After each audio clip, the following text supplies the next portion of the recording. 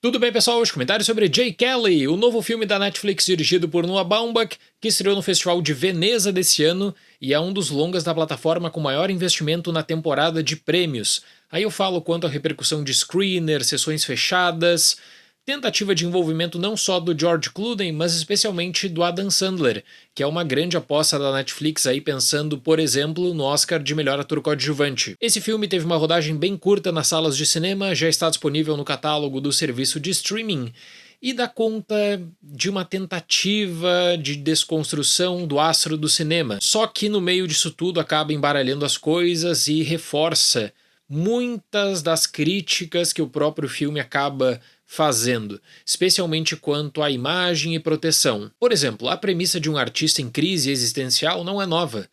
Fellini fez isso muito bem em 8,5, que até hoje é um filme muito utilizado como referência e cópia. Eu vejo que o problema real de Jay Kelly fica numa ideia aparentemente interessante, só que mal executada. Porque o Baumbach, que aqui tem o crédito de roteiro junto da Emily Mortimer, eles acabam lidando com toda uma questão de privilégio de Hollywood que está num patamar muito diferente, eu diria inalcançável, em que aí você vai ter o George Clooney interpretando uma versão de si mesmo. Existe quase que uma barreira de vidro em toda a concepção de Jay Kelly, porque o filme ele propõe a análise de um personagem que está sofrendo em uma determinada circunstância, mas é impossível você não levar em conta que ali é o George Clooney nessa vertente de George Clooney, até pela maneira como o filme pega material de arquivo dele para colocar durante a rodagem, em que aí tudo fica resumido ao George Clooney com seu charme tentando imaginar como seria um sofrimento naquela situação. Curiosamente, nós temos nessa temporada de 2025 dois filmes que têm uma temática parecida,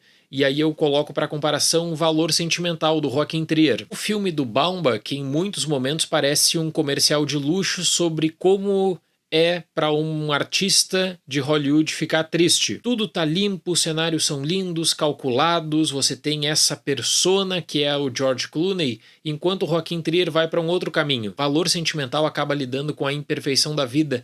Eu publiquei nessa semana um artigo na Peli Plata, que eu vou deixar o link na descrição desse vídeo, em que eu comento mais sobre a diferença de Jay Kelly e Valor Sentimental. Mas para mim, a base de Jay Kelly é fazer com que você tente admirar essa desconstrução do astro ou esse choque que é superficial. Então eu vejo que Jay Kelly é uma obra fechada em si mesma, criando um grande circuito retroalimentador de egos. Crise existencial, bom, é lindo você colocar essa palavra e dizer que tem a ambição de lidar com essa questão sem propriamente debater essa questão. E aí qual é a decisão do Noah Baumbach aqui da equipe?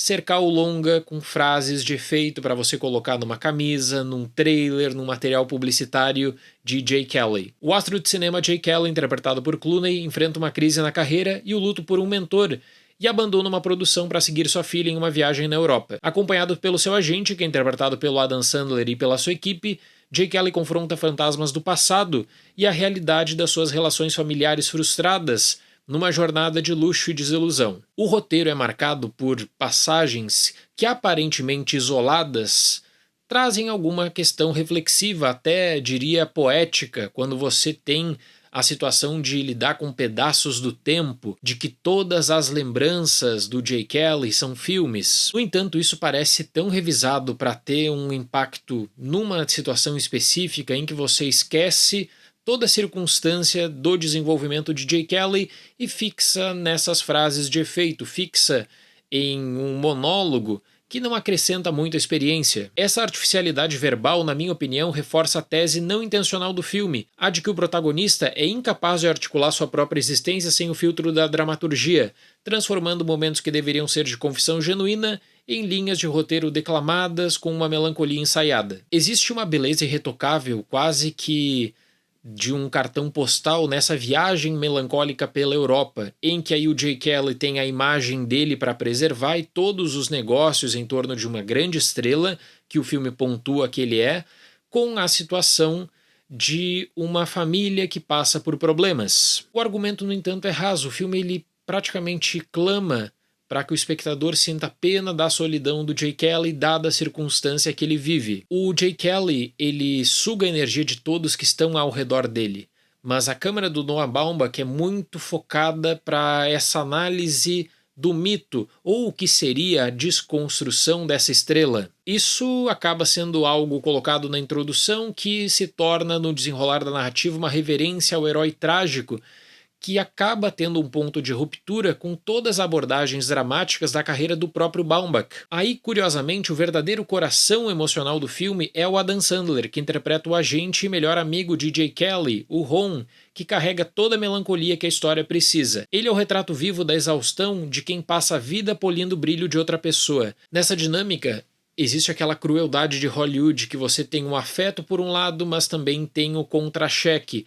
Então são pessoas que elas estão cercadas de profissionais que dizem sim para tudo. E eu vejo que o Adam Sandler sabe interpretar muito bem esse tipo de papel, porque aí ele sai daquela caricatura da persona do grande homem da comédia para lidar com uma melancolia que nesse caso é real. No olhar cansado dele você nota como o seu personagem ele abriu mão da sua vida para cuidar dos interesses, no caso do Jay Kelly, ou para cultuar a imagem pública do Jay Kelly. Para mim, o Baumbach, em um momento, ele quer criar um drama familiar muito intimista, em que você tem uma noção da grande estrela de cinema e coloca no cotidiano, tipo gente como a gente, quase que precisando trazer também uma comédia de costumes por causa das situações inusitadas. Ainda assim existe esse distanciamento de você entender quem é o Jay Kelly nessa história, pela recusa de ficar muito mais com a imagem pública do que necessariamente de lidar com sentimentos. Existe também um desperdício imperdoável do elenco de apoio, especialmente das mulheres.